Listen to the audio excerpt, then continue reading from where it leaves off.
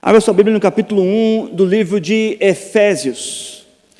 Enquanto você abre, eu lhe explico. Nós iremos dar início a uma exposição, sobre o livro de Efésios. Então nós iremos adentrar esse livro, nós iremos respeitar toda a doutrina que ele pede que nós falemos, no momento em que nós falemos. Nós não iremos fugir de assuntos difíceis a quais estão mencionados ali.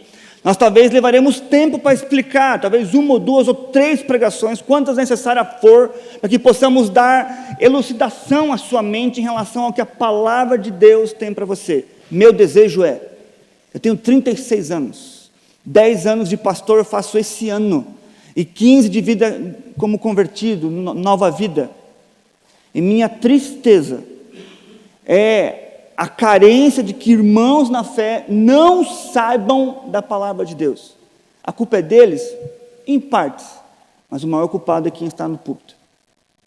O maior culpado é quem não se preocupou a ser paciente, a ser um bom teólogo, a dar um jeito, se vira para explicar para o povo que está confiando a ele o que a palavra de Deus quer que esse povo saiba. Então nós vamos respeitar tudo o que esse livro tem a nos dizer. E talvez algumas coisas são novas para você, talvez outras coisas são velhas e você vai aperfeiçoar, mas pode ser que exista coisa aqui que você aprendeu errado. Não relute, lute com a Bíblia, ela vai vencer, você vai ficar chateadinho, mas ela sempre vence. Você escolhe como você vai moldar a sua vida. Minha sugestão, deixa ela vencer sempre.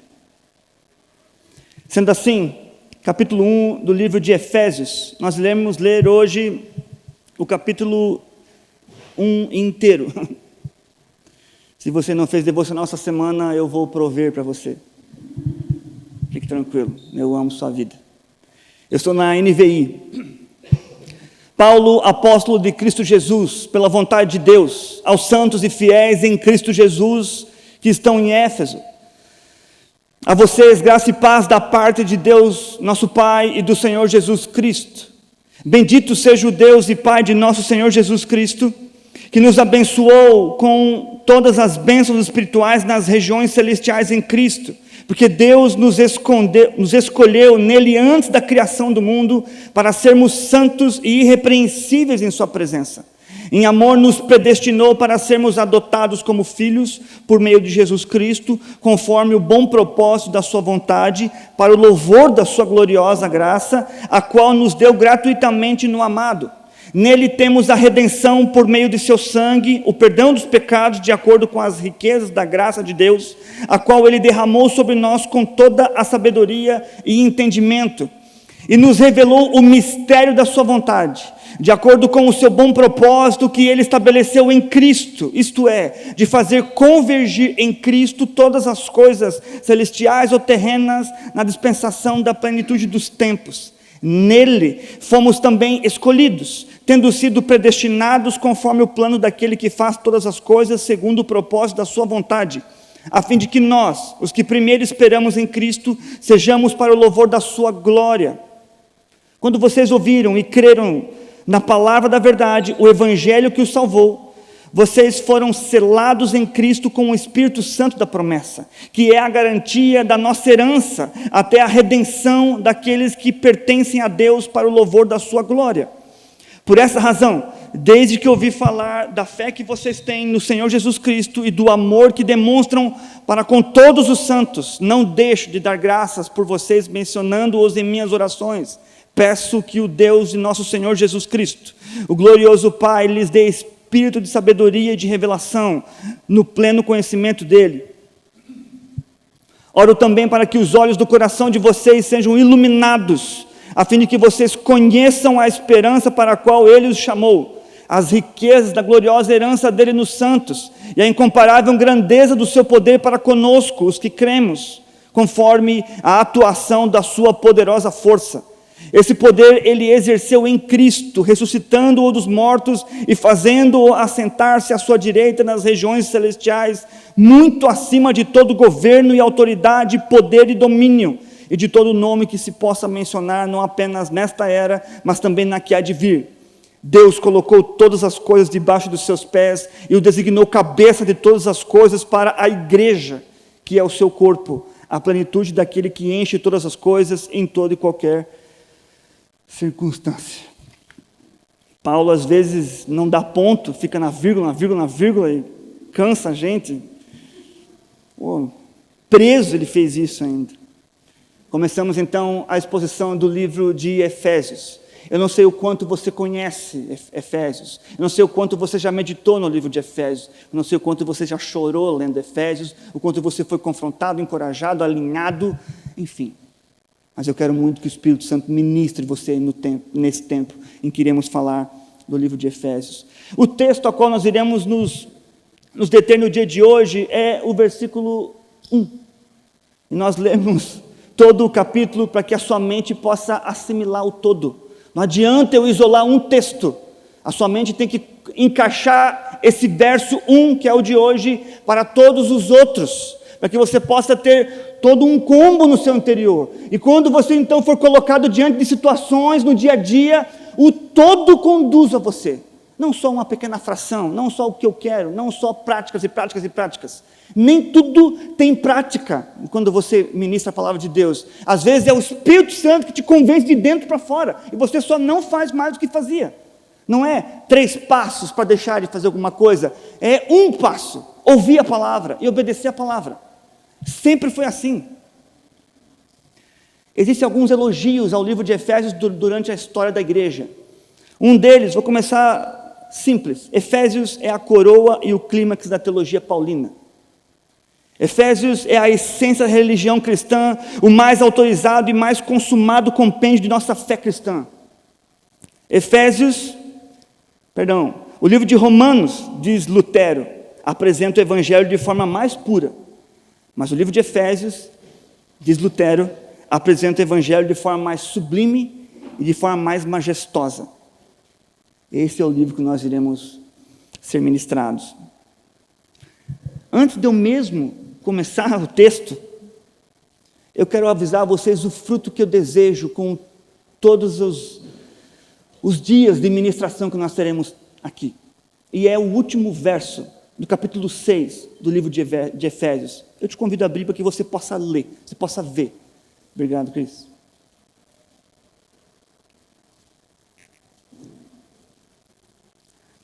O último verso do capítulo 6 é o verso 24. Esse é o fruto que eu tenho orado para que ao fim da exposição de Efésios nós possamos enxergar isso em nossa igreja. O verso diz: a graça seja com todos os que amam nosso Senhor Jesus Cristo com amor incorruptível. Em outras versões, outras 2 versões que eu fui atrás, na versão século 21, na tradução Almeida século 21, diz: com um amor que não se abala. Na tradução da Almeida, revista atualizada, que é a Bíblia dos nossos pais, provavelmente, avós, diz: amam sinceramente o nosso Senhor Jesus Cristo. É isso que nós queremos. Ter uma igreja que tem plena certeza de que ama Jesus. De que quando alguém duvida do seu amor por Jesus, a sua vida reflete isso. Ninguém duvida, ninguém precisa perguntar, porque você está vivendo, declarando isso. Não tem vergonha de expor quem é Jesus para as pessoas que perguntam. Quando se fala de Jesus, você tem algo que mexe dentro do seu interior. Qual foi a última vez que você sentiu isso? Qual foi a última vez que você se sentiu atraído por Jesus? Desejo de orar para falar com Jesus, lembrando que Ele intercede ao Pai. Quando foi a última vez que Jesus foi uma conversa sua? Quando foi? A última vez que Jesus foi um motivo a qual você e sua esposa, antes de dormir, pararam para orar? Quando foi? É por isso que nós estamos aqui, é por isso que nós estamos dando nossa vida para isso, para que nós possamos chegar diante de Deus e falar: ei, Jesus, nós fizemos o possível, demos a nossa vida para que eles pudessem lembrar, ouvir, viver amando você. Esperamos, não só eu, mas como o conselho desta igreja, que possamos ser bem-sucedidos nisso. Por isso, ainda pedindo que você abra mais uma vez sua Bíblia, eu te peço para abrir no livro de Apocalipse, capítulo 2, do verso 1 ao 7. Enquanto você abre, nós acabamos de ler o fruto que nossa igreja anseia e deseja ao fim da exposição do livro de Efésios, quando esta igreja, Éfeso, os irmãos em Éfeso, eles já tinham o seu amor por Jesus plenamente restaurado, incorruptível, inabalável. Mas nem sempre foi assim. Em Apocalipse, capítulo 2, do verso 1 ao 7, diz: ao anjo da igreja em Éfeso, escreva: estas são as palavras daquele que tem as 7 estrelas em sua mão direita e anda entre os 7 candelabros de ouro. Conheço as suas obras, o seu trabalho árduo e a sua perseverança. Sei que você não pode tolerar homens maus, que pôs à prova os que dizem ser apóstolos, mas não são. E descobriu que eles eram impostores. Você tem perseverado e suportado sofrimentos por causa do meu nome e não tem desfalecido. Contra você, porém, tenho isto: você abandonou o seu primeiro amor. Lembre-se de onde caiu, arrependa-se e pratique as obras que praticava no princípio. Se não se arrepender, virei a você e tirarei o seu candelabro do lugar dele. Mas uma coisa a seu favor, mas há uma coisa a seu favor. Você odeia as práticas dos nicolaítas, como eu também as odeio. Aquele que tem ouvidos, ouça o que o Espírito diz às igrejas. Ao vencedor darei o direito de comer da árvore da vida, que está no paraíso de Deus. A igreja de Éfeso foi elogiada por Jesus por seu zelo doutrinário, mas foi repreendida por ter abandonado o seu primeiro amor. Jesus não está falando com uma pessoa em Éfeso, está falando com a igreja de Jesus em Éfeso. O termo correto, quando fala você perdeu o primeiro amor, você abandonou o seu primeiro amor, raramente eu faço isso, mas no original você não perde, não deixa, você troca amor. É outra coisa que você coloca no lugar. Esta igreja começou amando Jesus em primeiro lugar, mas há uma exortação de que esta igreja, em algum momento, trocou. O que eu não sei. Mas outra coisa estava no centro deles, do coração deles, de todo mundo. Generalizando assim, fica meio estúpido, sim, mas é como a palavra de Deus que nós pensemos, porque esta igreja é um corpo que está aqui. Esta igreja trocou o seu primeiro amor. Pelo quê? Nós não sabemos. Jesus não fala com uma pessoa, Jesus fala de uma igreja. Esta igreja de Éfeso, ainda em Apocalipse, ela tinha doutrina, mas ela não tinha vida. Ela tinha ortodoxia, mas ela não tinha ortopraxia, prática. Ela tinha uma boa teologia, mas ela não tinha vida piedosa. Vida piedosa significa colocar tudo que eu sou, tudo que eu tenho, tudo que eu faço, tudo que eu penso, amo, projeto, invisto, pensando no alto. Eis uma pergunta simples para nós hoje. Quantos são pais? Só para eu saber. Ok, thank you.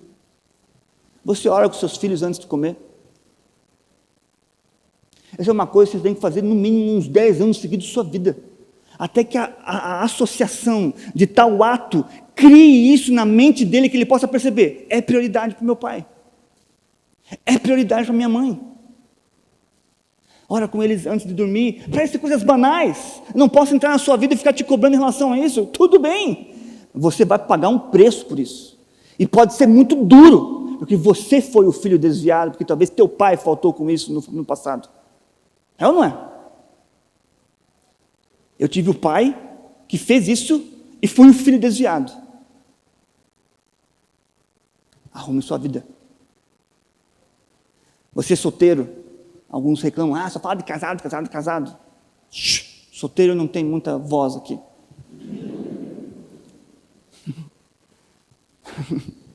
É que eu estou olhando para alguns aqui. Você é solteiro, acha que vai arrumar sua vida espiritual quando tiver uma namorada, uma noiva? Vai ser tarde demais. Porque a pergunta que ela vai vir fazer para mim ou para algum dos homens do conselho é: fulano é um bom homem? Nós vamos falar: não. Ah, filha, desculpa, mas não. Tem coisa melhor. Mas não tem da igreja, então espera. Ou pega o telefone do Arthur, vai lá na República, vai para a PIB. Mas aqui não tem, enfim. Então, E fulana, pastor, é uma boa menina? Deixa eu ver com a Ana aqui. Ciclana, você tem boas informações dela? Tenho. Menina temerosa, piedosa. Falei, mas não é para ti, é para outro. Tu não, filho. A gente não vai colocar nossas filhas em roubada. Porque a gente quer ser uma igreja piedosa. Para poder chegar e falar, pode namorar. Quer dizer, casa, né? Dá seu jeito. Pode, esse aqui a gente estava em todos os encontros de homens, estava chorando lá, se arrependendo. Tinha um probleminha com pornografia, mas a gente deu uma surra, já está tudo certo. Pode casar. Essa aqui também, essa aqui, ó, ama Jesus, menina centrada. Ih, dá-lhe, mano. Porque a gente quer ser uma igreja piedosa, cuida uns dos outros. A gente quer se privar de más histórias no futuro. Esta igreja, Éfeso, em Apocalipse, Jesus ordenou a ela lembrar-se de onde ela tinha caído, se arrepender e voltar à prática das primeiras obras. Lembre-se comigo, no início da sua vida com Jesus, ninguém te impedia de nada, ninguém te impedia de ter uma mente pura e sem malícia. Mas aí você fala, mas hoje eu sou mais maduro em Jesus, hoje eu tenho que raciocinar onde eu coloco a minha família, o que eu tenho que pensar. Está tudo certo, mas às vezes você acha que é maturidade, mas é malícia, é maldade, é só para não ser cobrado em criar um compromisso com uma igreja local. E daí você fica nessa ruptura, você se afasta disso.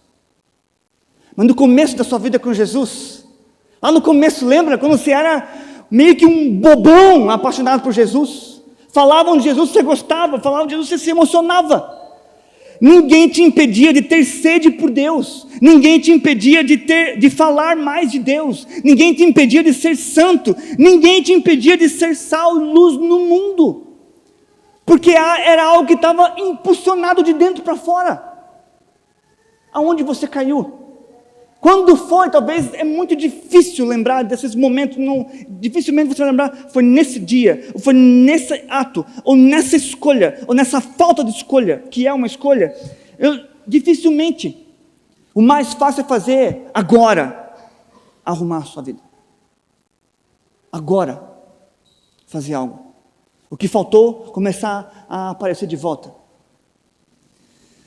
Então use desse tempo da ministração em Efésios para ser um perfeito tempo para você ajustar seu coração.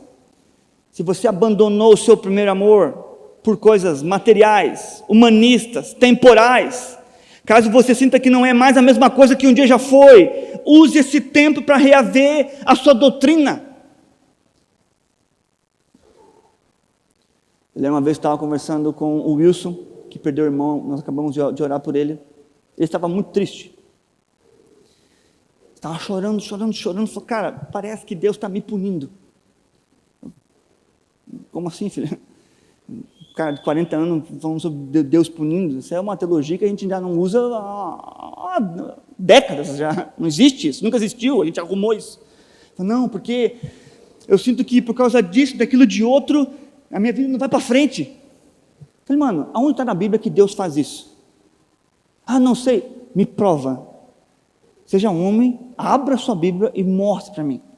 Ele não tinha isso, mas era algo que foi incutido nele, na cabeça dele. Ele achava que só porque as coisas não estavam andando, eu falei, tá, a tua vida não pode ter coisas ruins, não pode acontecer coisas ruins.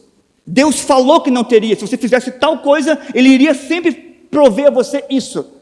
Você é teologia da prosperidade, você é demoníaco, você está preso a uma heresia. Eu falei, cara, aqui está a palavra. Eu abri ele, estava numa cafeteria, abri 3, 4 textos com ele, eu falei, leia o texto. Um homem de 40 anos, sai da esposa ali, com os filhos ali, eu quero que você leia o texto, você vai ouvir o que você está falando. Ele leu, eu falei, é verdade, eu aprendi errado. Eu falei, então arruma isso para ontem. Porque você está sofrendo de varde, desnecessariamente.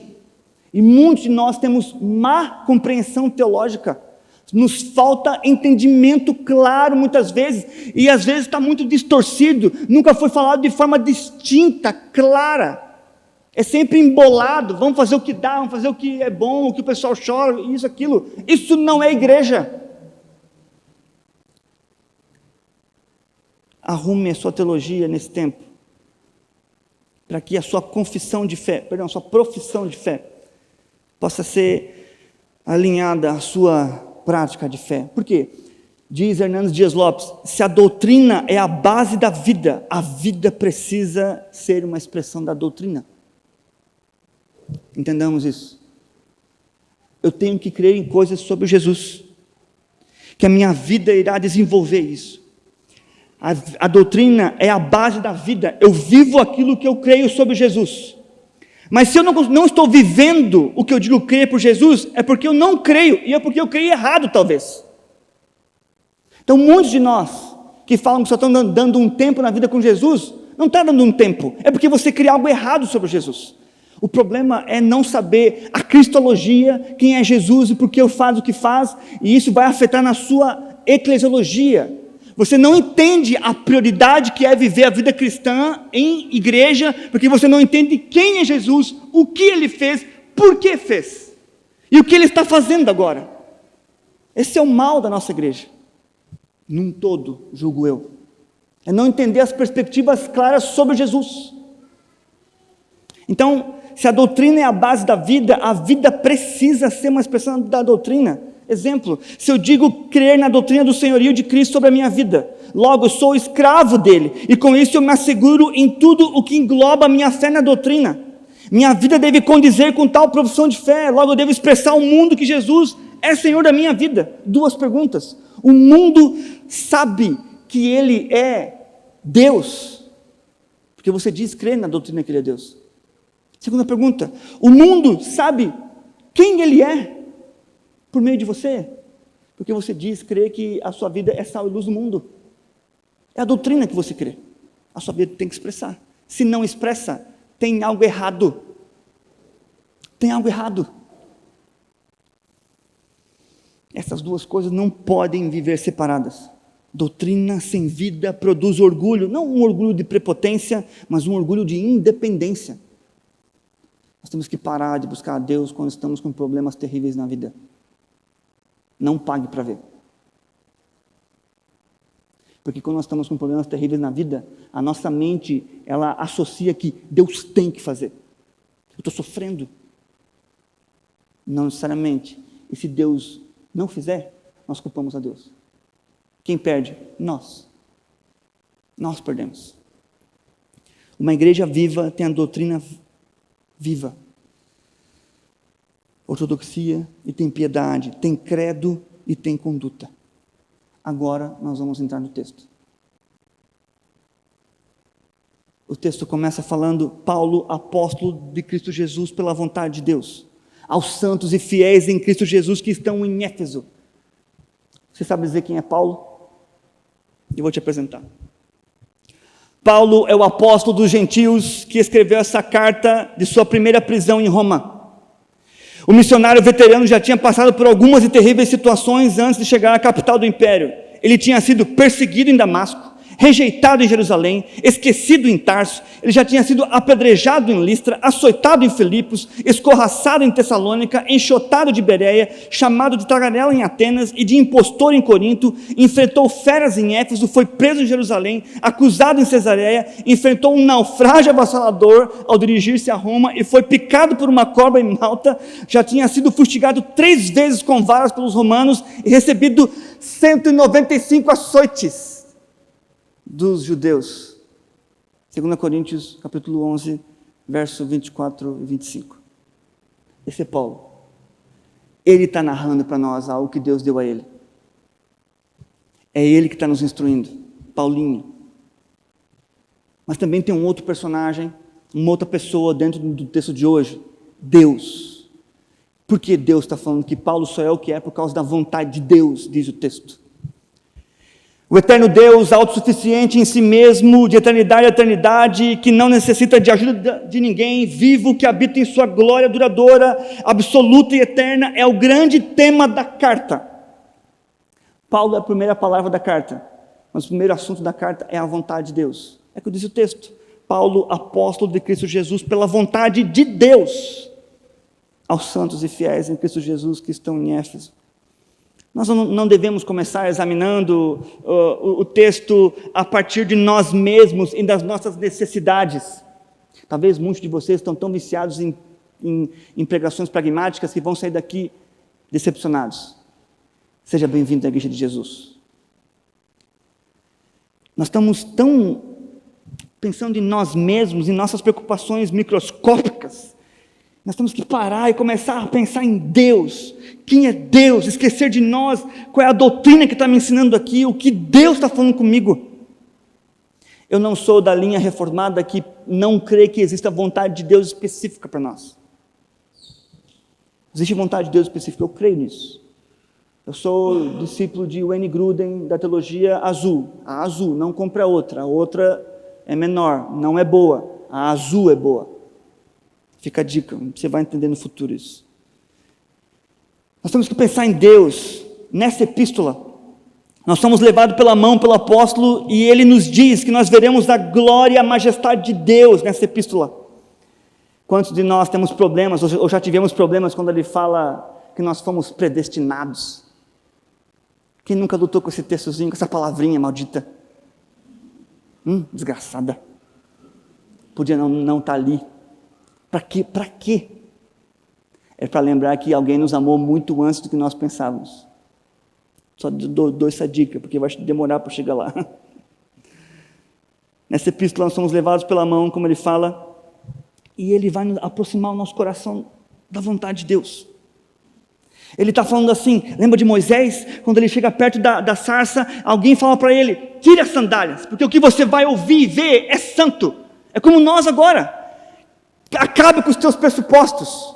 Zere muita coisa que você aprendeu, porque aonde você está chegando agora é algo santo, que ao ouvir, você precisa se adequar. Ao entender, você precisa se alinhar. Ao perceber que estava errado, mas agora está correto, você precisa dar o primeiro passo. É um local santo. É a palavra de Deus.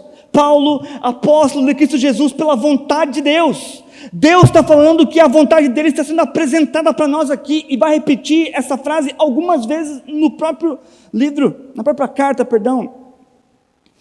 Irmãos, nós estamos diante da presença de Deus e da sua glória, como diz vários teólogos no passado.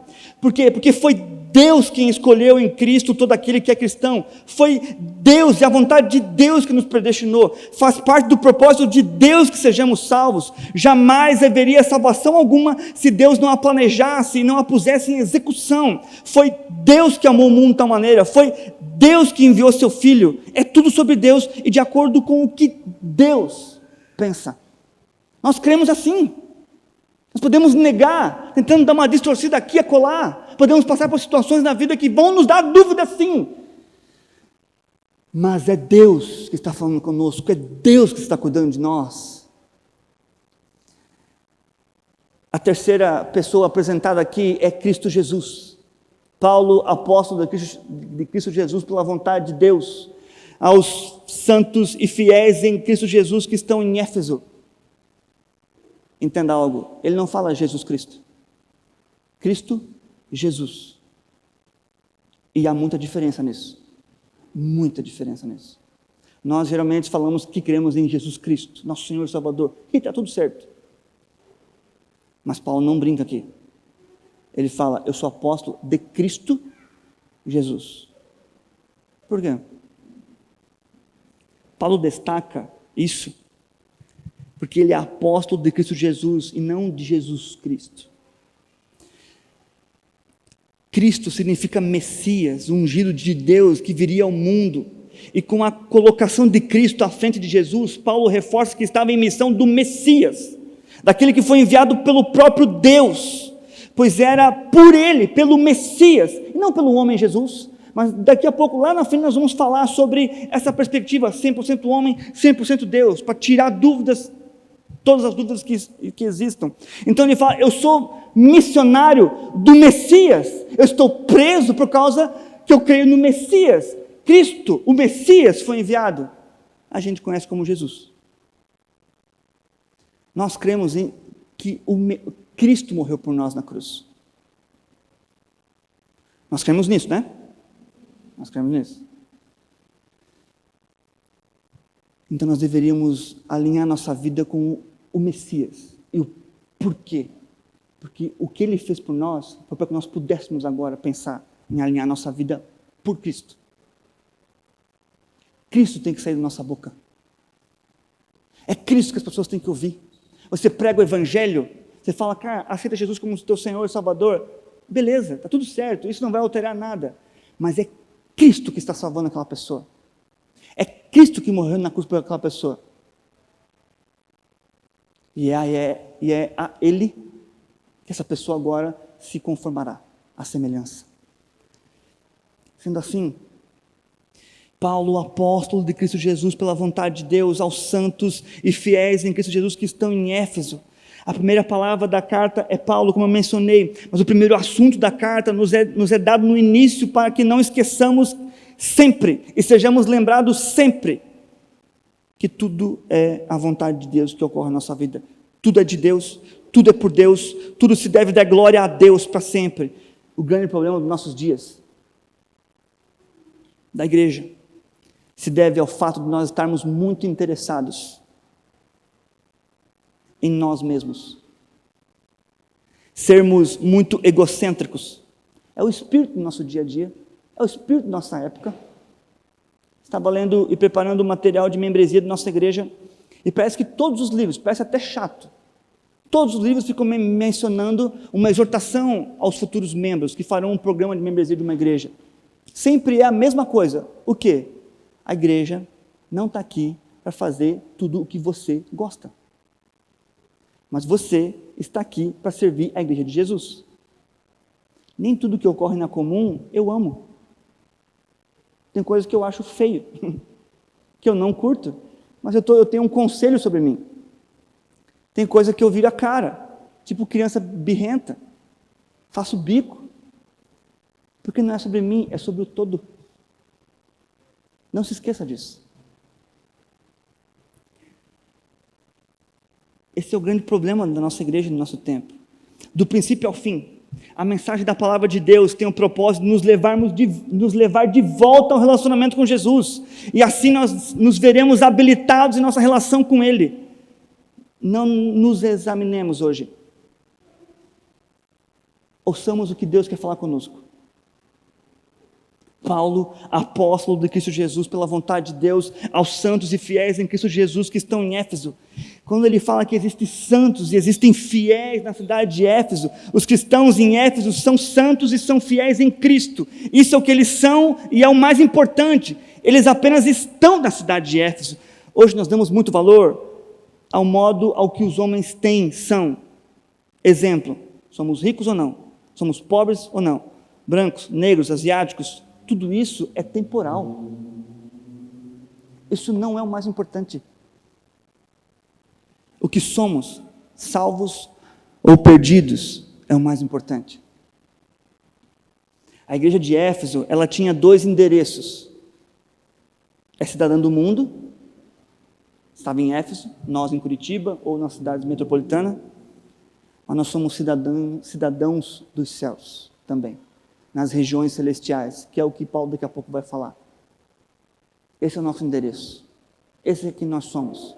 Paulo está falando com essas pessoas lá, os santos e fiéis. Eis uma questão, nem todos lá eram, a carta é endereçada a essa igreja, mas nem toda aquela igreja era santa e fiel. Mas os santos e fiéis iriam saber o que o Espírito estava ministrando no coração deles. Exemplo é nós aqui. Nem todos aqui são santos, são fiéis. Nem todos foram salvos e foram separados por Deus. Nem todos hoje vivem em fidelidade a Deus. Nem todos. Mas nós estamos lendo a palavra de Deus na igreja comum. Ou na igreja de Curitiba. Paulo, apóstolo de Cristo Jesus, pela vontade de Deus, você vai sair daqui decorando esse texto hoje, pela vontade de Deus, aos santos e fiéis em Cristo Jesus que estão em Éfeso. Eu amo isso, porque quando ele fala em Cristo, pode ser visto como de Cristo também. Aquelas pessoas, homens e mulheres, solteiros, o que for, eles estavam em Deus, na situação de estar imersos em Jesus. Eles foram colocados, enxertados no corpo de Cristo. Eles sofrem o que todo o corpo sofre, mas eles também podem ser vistos como de Deus. Eles pertenciam a Jesus. Nós não somos livres. Seu corpo não é suas regras. Seu corpo são as regras de Jesus. São as regras da criação. Nós não somos livres, nunca fomos. Nós éramos escravos do pecado, o texto vai falar isso lá no capítulo 2. E Deus nos transportou para o reino de luz. Hoje nós somos escravos de Cristo, e isso nos dá liberdade. Nós temos só aprender um pouquinho mais sobre isso. E está tudo bem, nós temos uma vida para isso. Paulo, apóstolo de Cristo Jesus. Eu prometo que nas outras pregações eu não vou fazer isso, mas hoje eu preciso. Paulo, apóstolo de Cristo Jesus, pela vontade de Deus, aos santos e fiéis em Cristo Jesus que estão em Éfeso. Ele fala que essas pessoas estão em Éfeso. Todo cristão tem uma vocação: ser cristão. Todo cristão tem uma vocação: fazer parte do corpo. A carta foi direcionada para as pessoas salvas que constituíam a igreja em Éfeso, como eu mencionei.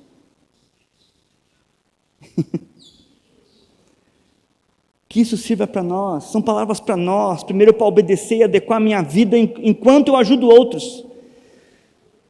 Nós não podemos ser cristãos que só pensam na sua própria vida. Olhe para o lado. Tem gente que precisa de ajuda, tem gente que precisa que você abra a sua casa. Fica meu desafio para você. Enquanto nós não conseguirmos ajustar todos os grupos nas casas, abra a sua casa. Chame pessoas para ir lá, para tomar um café, para orar. O mais maduro na fé vai falar assim: e aí, filhote, como é que é a tua vida? Vamos orar. Ah, não vou abrir minha vida para ninguém. Mas Deus já sabe de tudo. Por que Ele não pode revelar para alguém? Ele vai ficar de boca aberta falando: nossa, sabia a minha vida? Sim, o Espírito que vê tudo, sabe tudo. Parece que precisa sempre apanhar de Jesus assim. Abra a sua casa, chame quem você quiser aqui. Teu nome, Grilo, o teu, Bruninha, vai lá em casa. Por quê? Vamos lá. Só para passar tempo junto, para conhecer o que Deus está fazendo na vida do outro. Talvez aquilo ali, seja algo que você nunca ouviu na vida, a história deles. Talvez aquilo ali quebrando teu coração, te faça ver que você não é tudo o que existe no mundo, que você é só uma pecinha do quebra-cabeça, amada, mas é só uma. Abra a sua casa, chame as pessoas. Ah, mas vai que risca a parede. Vá lá em casa para ver. Eu sei até quem são as crianças, que quando fizerem 15 anos eu vou falar: vamos conversar. Não tem problema, é só tinta, é só pintar depois. Se quebrar, tem criança que chegou a abrir o livro e fazer assim nos meus livros. Eu lembro do filho do Walter e da Ana, ele estava, esqueci o nome dele agora, qual que é? O Thomas. Ele estava indo pegar o livro. Nossa, mano, ele estava a caminho do pecado, a caminho da destituição eterna, assim, ó. Ele ia ser expulso do céu. Ele estava indo em direção à eternidade no inferno, eu sei disso. Quando ele chegou para tocar, eu falei: Thomas, escuta o teu pastor. Ele voltou. Autoridade pastoral nível hard. Vocês não sabem o que é isso, mas aquela criança sabia. Não tem problema eles riscar a nossa casa, gente. Tire uma foto disso, para poder mostrar para essa criança no futuro: eu vi você crescer, nós oramos por você naquele dia. Pais, chame outros pais. E como é que está teu filho? Vamos orar por eles.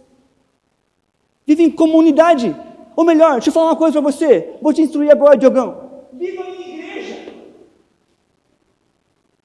Nós somos uma igreja pequena. Perto da PIB nós somos um grupo pequeno deles. E está tudo bem. Nós temos que conhecer um ao outro. Abra a sua casa. Deixa eu voltar aqui. Indo para a conclusão. Isso tem que servir para nós. Nós somos os salvos e os fiéis da igreja comum. E como nós podemos saber disso? Se nosso coração reagir em viver como um santo, como um salvo, como um fiel a Deus e como um ser que tem fidelidade a Jesus Cristo.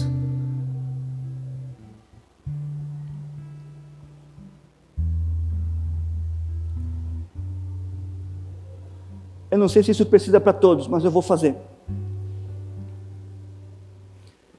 Hoje em dia se fala muito que não precisa estar numa igreja local. Já ouviram isso?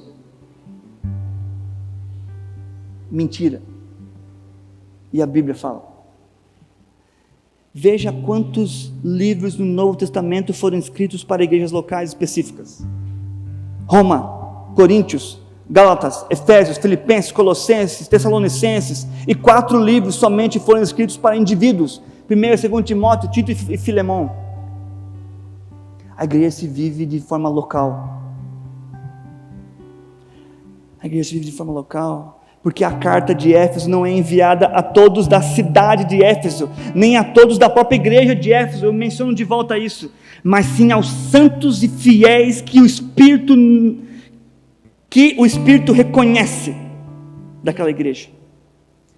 Quem não está em Jesus aqui hoje, nada do que eu falei adianta, e está tudo bem, eu não consigo te converter, eu sou ruim em fazer apelo, eu confio no Espírito Santo, Ele convence, Ele anda por meio da igreja, lembra disso? E talvez hoje seja o dia que você está falando, eu não vivo isso que Ele está falando, mas eu estou com desejo de viver, é Deus agindo no seu interior, ou o contrário, é Deus chamando, retorne, da onde você caiu, para você ser alguém que vive a vontade de Deus, que é um santo e que é um fiel em Cristo Jesus, que está na igreja. Se eu falar de vocês aqui, igreja comum em Curitiba e na região. Um dos maiores temas da carta aos Efésios é igreja, pois o propósito de Deus se vê muito claro e objetivamente na igreja e por meio da igreja.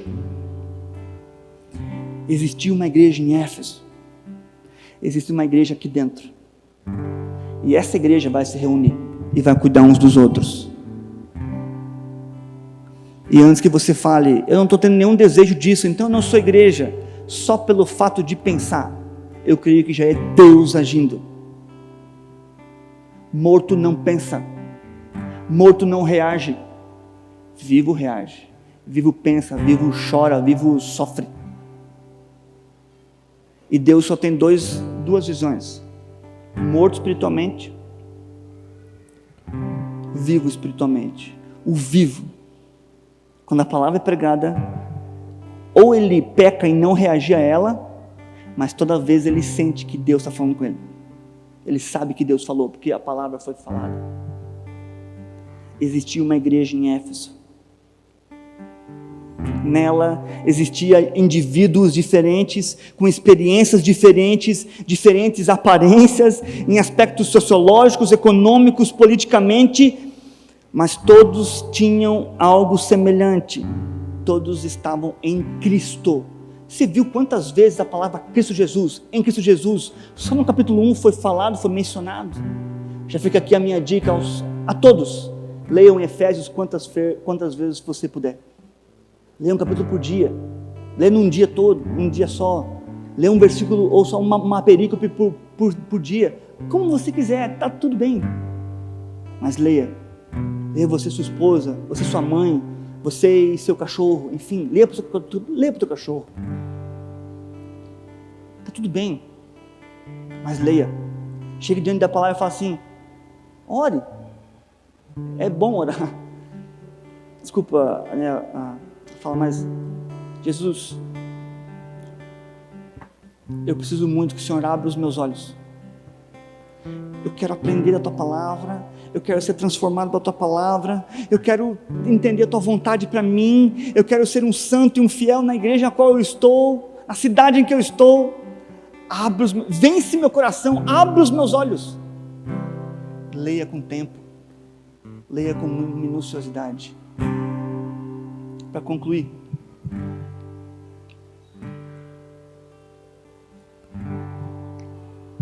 que essas ministrações em Efésios, elas não te tragam só conhecimento, o que terá muito, em abundância, quando tivermos nossos, como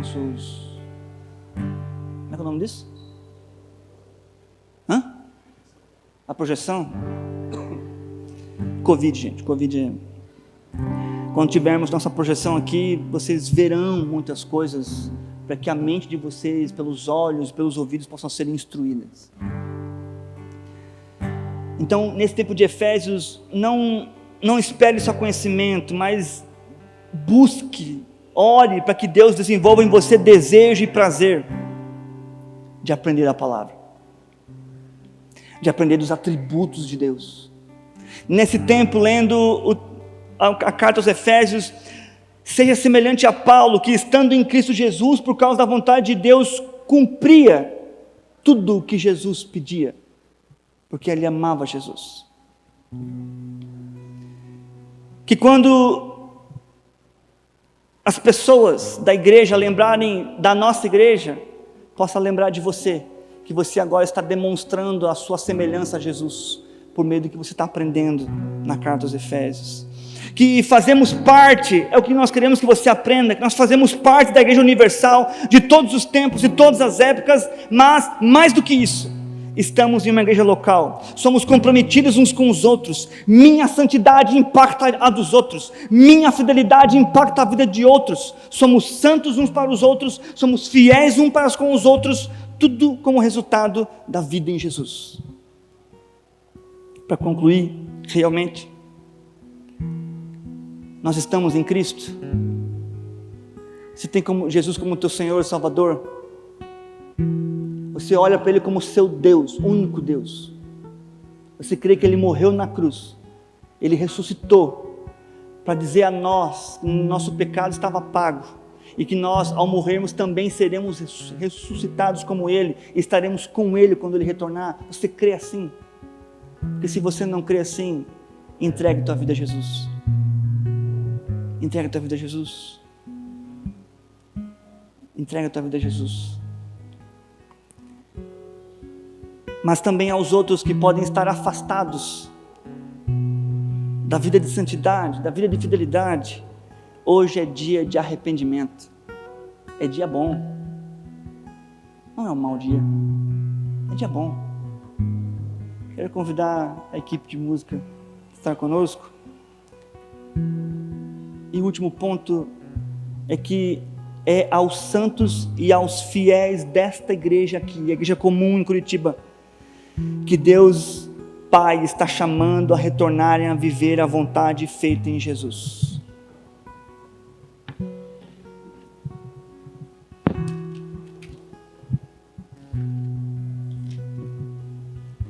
Para que daqui a algum tempo, o verso 24 do capítulo 6 de Efésios seja a nossa vida, que a graça seja com todos os que amam a nosso Senhor Jesus Cristo com amor incorruptível. Que aprender sobre a palavra nos leve a ter um amor incorruptível, inquebrável, inabalável por Jesus. E assim nós possamos envelhecer juntos amando Jesus. Quero te convidar a ficar de pé. Eu vou orar.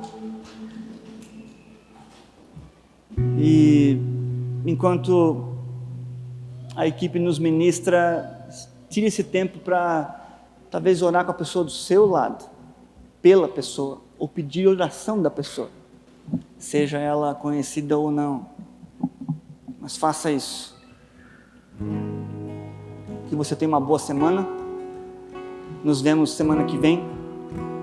Esteja orando em casa para que a pandemia não retorne como já foi. Procure abrir sua casa, chame pessoas.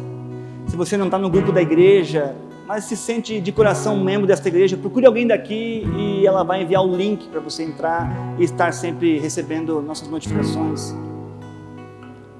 Ame Jesus, ame a igreja de Jesus, e nos vemos domingo que vem. Espírito Santo de Deus, nós amamos a Jesus.